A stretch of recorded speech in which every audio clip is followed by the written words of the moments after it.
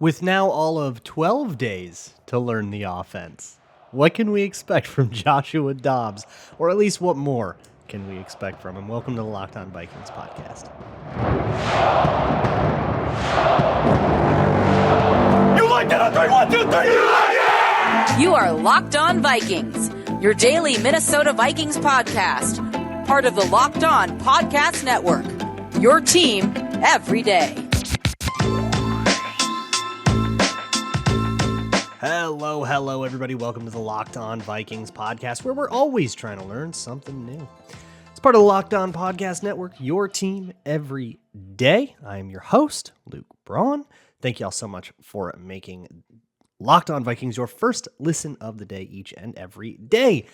Shout out to my hashtag everydayers, those of you who have been around. If you're new, welcome. I love you. You can find the show wherever you find your favorite podcasts, any of the audio listening platforms. You can also check me out on YouTube. You can also find the show on Amazon Fire and Roku. Just download the Locked On Minnesota Sports app. You can even check this show out sometimes on the Locked On Minnesota Sports 24/7 live channel, which, if you are a YouTube viewer and you show up exactly at 8 a.m. Central, which is when these shows premiere, it will take you directly to that live stream. So why don't you just leave that puppy on, and it'll have Locked On Timberwolves, Locked On Twins, Wild, Locked On Minnesota Sports, and more general shows, Minnesota Football Party, all of that good stuff. Today's episode of Locked On Vikings is brought to you by PrizePicks, the easiest and most exciting way to play daily fantasy sports. Go to prizepicks.com/LockedOnNFL and use code LockedOnNFL for a first deposit match up to $100. Let's get into this. I have two major questions I would like to answer here about the Vikings and Saints, who will be matching up on Sunday, and they are both relative to the quarterback position. So, first question is, what more can we expect from Joshua Dobbs? Second question is, should we blitz Derek Carr? That second question is a bit of a debatable one, so we'll go over all the factors there. But with Dobbs, I want to put things in perspective a little bit. Joshua Dobbs is not just going to, we can't necessarily expect him to just, know the whole playbook now that he's had a whole week. Going out midweek was insane. Going out after 12 days is, only a little less insane. For perspective, Josh Freeman and that Monday Night Football debacle, 15 days after signing with the Minnesota Vikings. 15 days is all he had. Now, I'm going to venture a guess that Joshua Dobbs is a better quarterback than Josh Freeman, and that is driving a lot more of the difference than just the amount of experience that they have with the playbook. But this is still not somebody who went through camp with the Vikings, and it's not somebody who has been through all the other game plans with the Vikings. There's something that Kirk Cousins talked about in clinics and stuff, mostly in the offseason, about how game plans kind of stack on each other, because you have your stuff that you install in camp, and it's a lot of the staples. You'll run the concepts that you run over and over and over and over again, and the things that you're going to kind of pull out in every game. That's the stuff you do in camp. And then when you actually get to that first week of practice, week 1, we're playing the Buccaneers. What do we do for that? That's when you practice the game plan stuff, and you will install things in that week sometimes that you have not run all camp. Because it's not a staple. It's only here for this 1 week, so let's just do it now. But then you get to week 5, and this has gone wrong, and that's gone wrong, and you go, hey, remember that thing we prepped for the Bucks game? That might come in handy here. And you say, yeah, we ran that just 4 weeks ago. Maybe you quick walk through it on Friday, but that's maybe all you do. And you say, hey, let's run that play. Maybe it even becomes a staple over the course of the year as, oh man, we got 2 touchdowns on that thing. Let's keep that rolling, when we get in the red zone and it's the right coverage. That is the stuff that Joshua Dobbs has missed out on. And so that contracts things in a way that's going to be really hard to see, but nonetheless will exist. So I don't want to hear about vanilla play calling. If that's what, they might have to call it kind of vanilla and not throw in some of the interesting subversions, or maybe they can. Who knows? Maybe Joshua Dobbs is just that adaptable, and he doesn't have to know what the setup was. He just has to know that, hey, this time we're, doing an RPO off of that. we'll have to see. As for the other side of things with Derek Carr historically has been a quarterback you don't necessarily blitz. He's been a very conservative quarterback over his years. And that's why he's gotten the game manager label, and that's why he's gotten the label as a guy that's like kind of a boring one. I call him Guyliner Kirk. And he's sort of landed in that same tier of like everybody just kind of thinks he's mid. He's been decent at worst for the Saints. And I was thinking about, I wanted to do a deeper dive into what Ross told me yesterday. If you want a more holistic experience of previewing Vikings Saints, go listen to Crossover Thursday, which was yesterday's episode with me and Ross Jackson. We went over all the big hits of, is Jefferson going to play? Probably not is the answer to that. I should mention in the injury report, Dean Lowry, who missed last week's game, just got upgraded from a DNP to a limited for Thursday's injury report. And same with KJ Osborne, which is pretty surprising considering the severity of the concussion that was a nasty hit, right? So, maybe an off chance that we get one or both of those guys. Everything else staying kind of the same. Harrison Smith did not practice. It was a rest day, so don't panic. Should mention the injury report stuff. But back to Derek Carr. He mentioned that like when he gets blitzed, that his ADOT goes up, that he heaves up longer things, and all of the efficiency goes absolutely to hell. And in more, like you would expect there to be like lower completion percentage, right? Because you're throwing deeper, like it's harder. But even after adjusting for that, it is worse. And when you look at the actual pressure statistics, when not blitzed, when it's just 4-man rushes, teams get pressure on the Saints about 32% of the time, which is pretty bad. This is not great. It's not horrible, but it's not great. When blitzed, they get pressure about 40% of the time, which at that point, 40% pressure, it gets hard to do an offense. So I'm good to send the house all day long. And I say, if you're just going to heave up some go balls to that, we're ride. Like, let's go then. Throw up a couple of contested catches to Chris Olave. We'll see what a Caleb Evans can do about it. And if you get a DPI on him, or if you get, if you do manage to catch one on him, so be it. I don't think you can make the whole plane out of that. And his pressure to sack percentage, essentially his ability to take pressure and prevent it from becoming a sack, either by, getting the ball thrown away or escaping or whatever, goes down. The other thing is when he's under pressure, his time to throw goes up. So as much as my brain knows Derek Carr as somebody who is just like a get the ball to your check down kind of guy when things go awry, all the classic cliches you'll hear about Kirk, the point guard thing that he talks about all the time, the game manager stuff. That's like how I always thought about Derek Carr. Somebody who, like, he did have the downfield accuracy. He could do some explosive stuff sometimes. But when the going got tough, he would be the guy that throws the ball away on 4th down,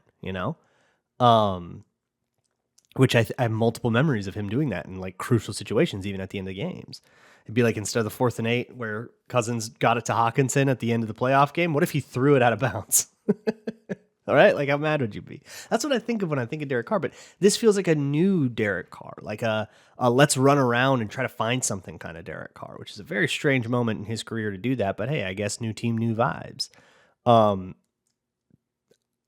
If a guy's trying to rediscover himself, I like putting him under a lot of pressure. Back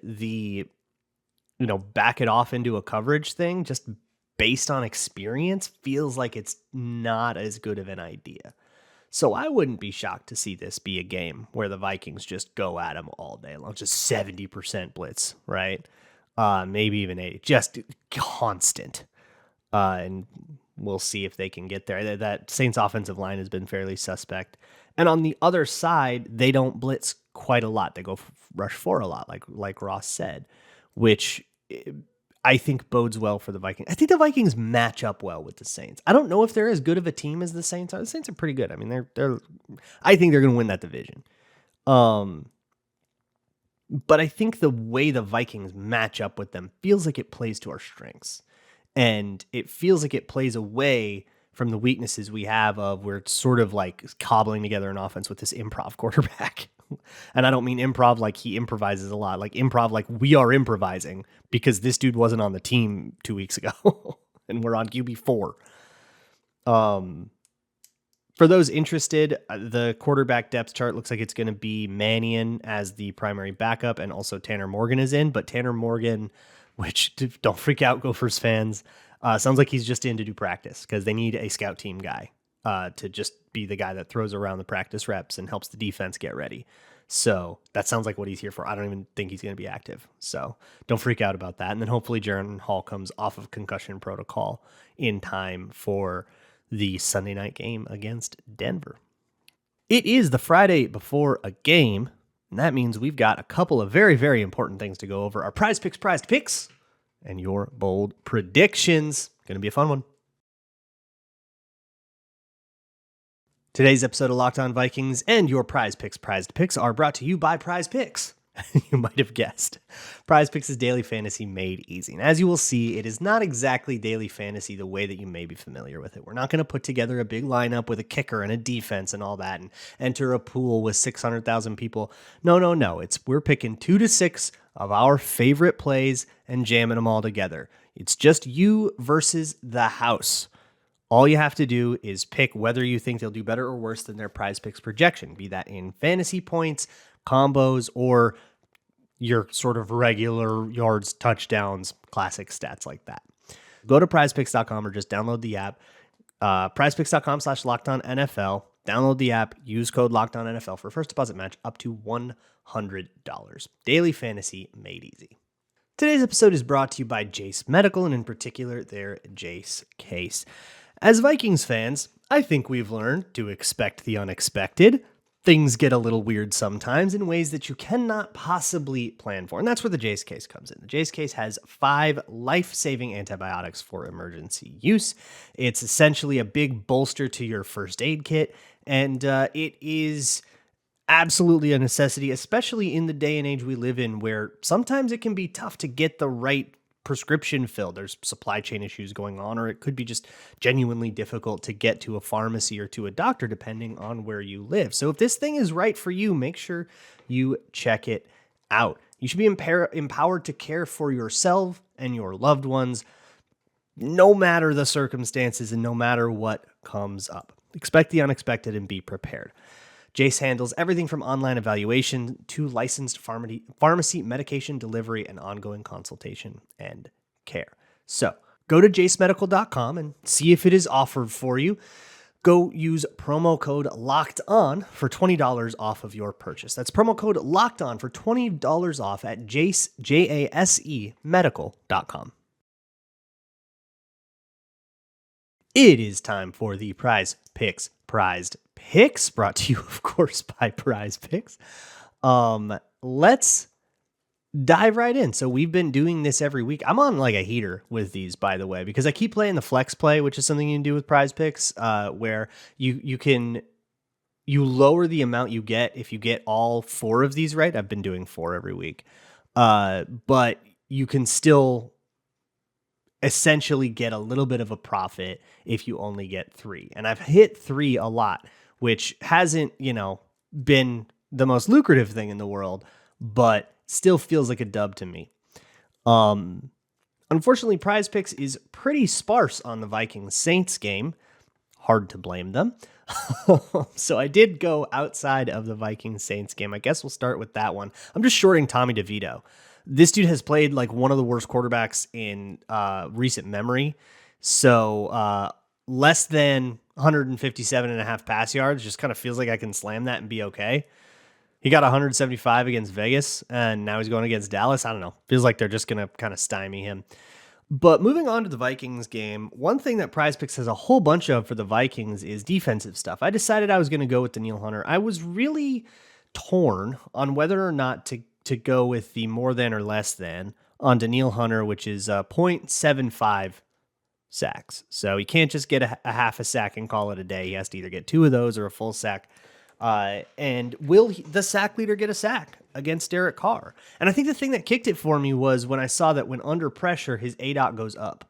And when blitzed, his ability to prevent pressure from turning into sacks gets worse.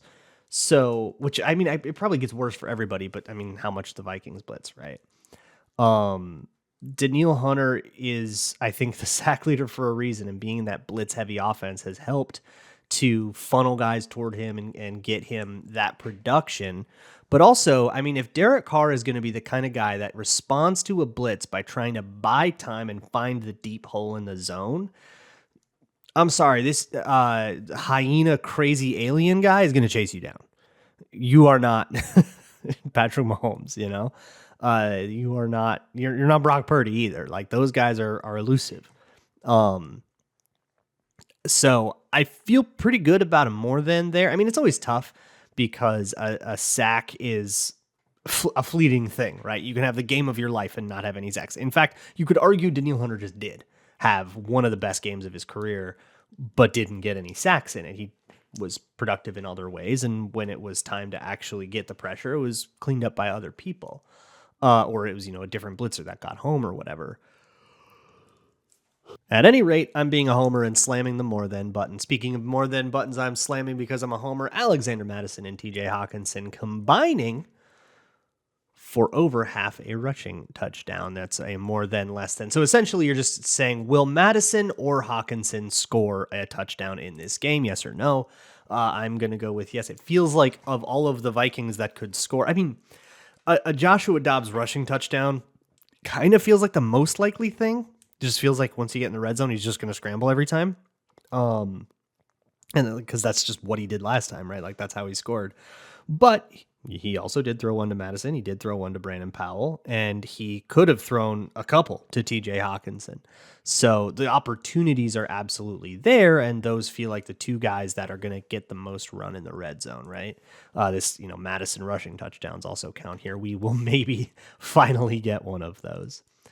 And then finally, I'm putting in Alvin Kamara less than 90.5 rushing and receiving yards. This one actually feels kind of dicey. But I wanted to talk about it because Alvin Kamara as the outlet has been a major focal point of the Saints offense, kind of for better or worse. He's had a couple games where he has caught like 12 and 13 passes.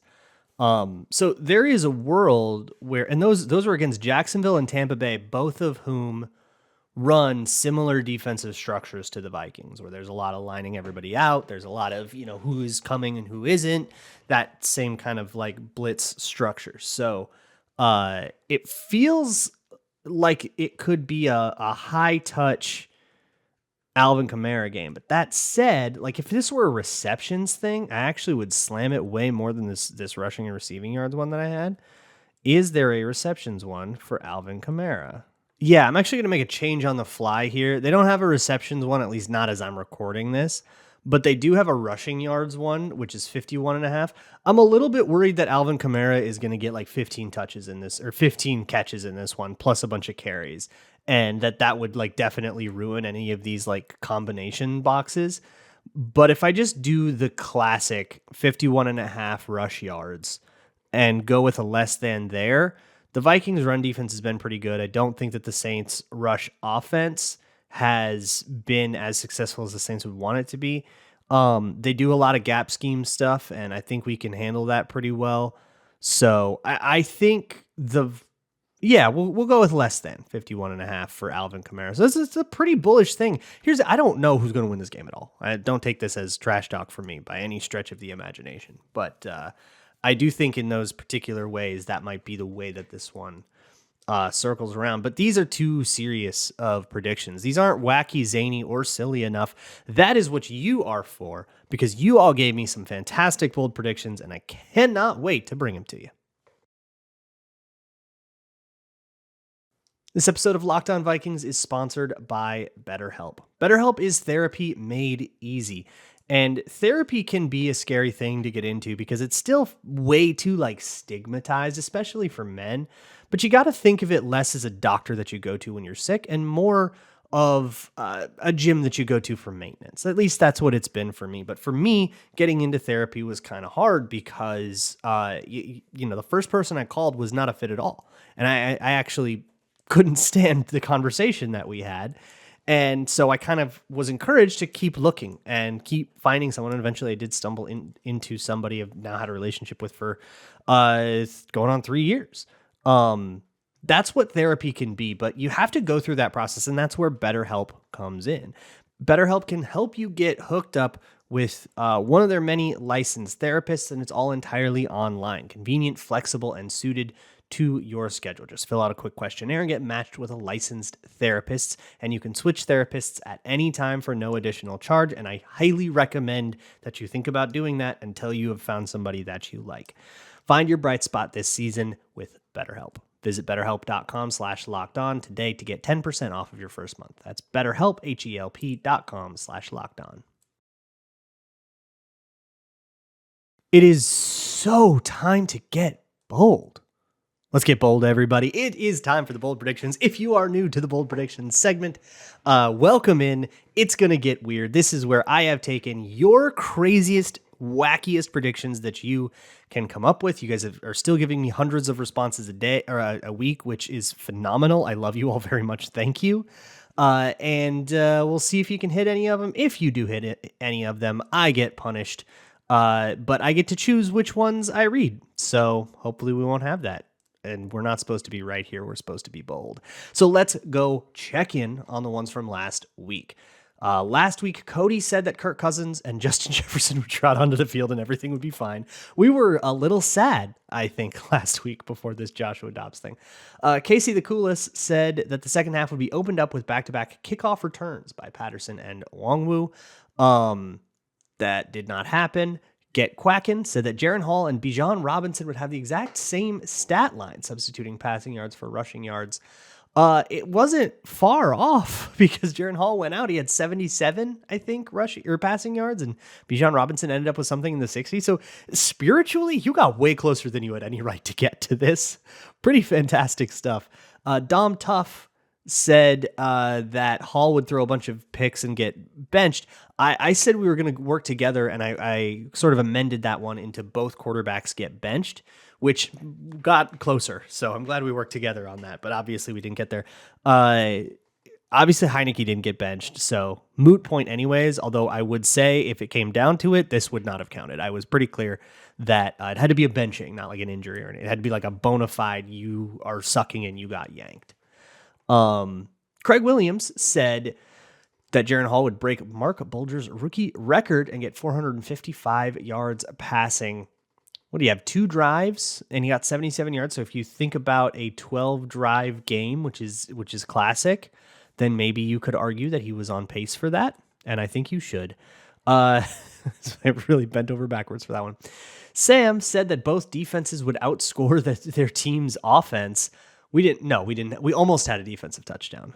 So not quite. And then Ty Soup said that Addison would throw the only passing touchdown in the game. We had one passing touchdown, and it was Joshua Dobbs to Alexander Mattison. So this would have been a great one for like only running backs catch passing touchdowns or whatever. Let's move on to ones from this week. I've got some that I absolutely adore here. Jack Broughton says that the most field goals by one kicker in one game is 8. Blake Groupie kicks 9, which includes his career long. Of course, you need to have a career long. Any kicker prop against the Vikings needs to include the career long, which you've all been very good about. So congratulations. Yeah. So he has 9 field goals and his career long. Funny story about that. That was, what was his name? Rob with a B. And I actually had him in fantasy that day.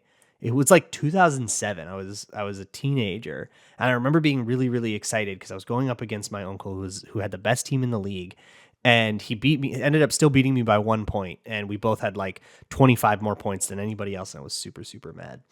I'm sure that one really was riveting. 9 kicks plus a career long. Yannick Eckhart says that Alexander Mattison does the Kamara and scores 6 rushing TDs.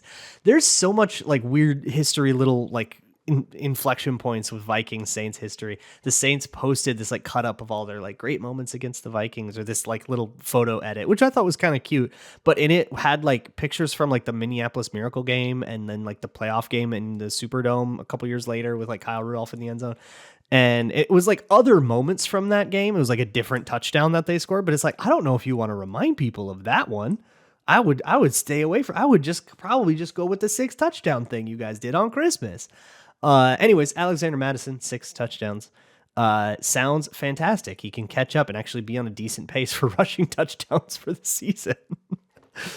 Shadow Flame says that in a Minneapolis Miracle-esque fashion, the Vikings win on a game-winning touchdown with 10 seconds or less to go. I almost didn't include this one because it almost doesn't feel bold enough. Like, it doesn't feel that crazy, right? Like, oh, a last-second touchdown isn't like the craziest thing, but 10 seconds or less, you know what I'm going to have to do? I'm going to have to say it has to be a long touchdown. I can't do this red zone. They had 4 seconds left, but really they had a 3-minute drill and they spent a lot of clock like on purpose so the Saints wouldn't get the ball back. None of that. If you really want it to be Minneapolis Miracle-esque fashion, I will say that the touchdown has to be, I think you have to be on the wrong side of midfield for it to truly be Minneapolis Miracle-esque fashion. The 10-second mark. At the 10-second mark, you are you are on the wrong side of midfield. That's the stipulation I'm going to add here.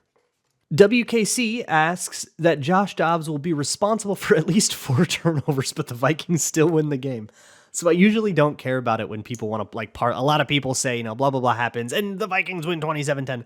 I usually don't care about that, but I do think that it is important for the boldness of this prediction for Joshua Dobbs, if he is going to turn it over 4 times, which feels entirely plausible for the Vikings to win the game anyways. I think that's definitely important to the vibe you're going for here. Eric the Red says, exhale slowly, triple doink. Has there ever been a triple doink? I don't know if there ever has been. Please send me the highlights of the triple doink. I would like to know about it. Somebody else said double doink and got one up, so I'm sorry to you. And then red and purple, this is my favorite one I've got in a while. I really like this one, red and purple. It says that the Vikings will score 4 touchdowns. The first letter of the last names will spell ha-ha in the correct order. So I will say that this applies only to their first 4 touchdowns. Actually, no. You know what? If they get this sequence at all at any point, then that's like if they score 6 touchdowns, but 4 of them like align this way, I'll give it to you. The first letter of the last names will spell haha. So like the first touchdown will have to be Hawkinson, and then the second one would be Addison.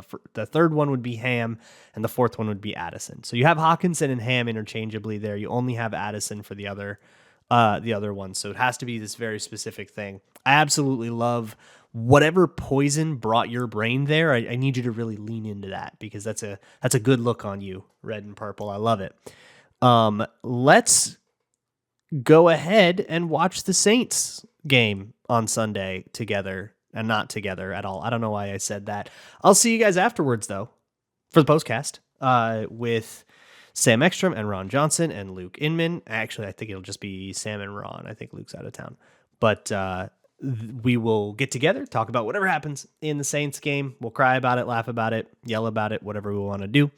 And then we'll be back on Monday for a normal week of all kinds of great stuff. Hey, real quick, 2 other things to talk about. 1, check out NFL Kickoff Live at the end of the show. And 2, or on Friday, on Fridays today at I think 12 Central is when it goes live. It's a cool live show. Go check it out. Join the chat. And 2, check out patreon.com/LukeBraunNFL, where I have a very, very deep dive on the craziness of the Josh Dobbs game, a love letter to Daniil Hunter and the unsung work that he has done so spectacularly. And even in a game where he's not doing the gaudy highlights, he's still exploding the game.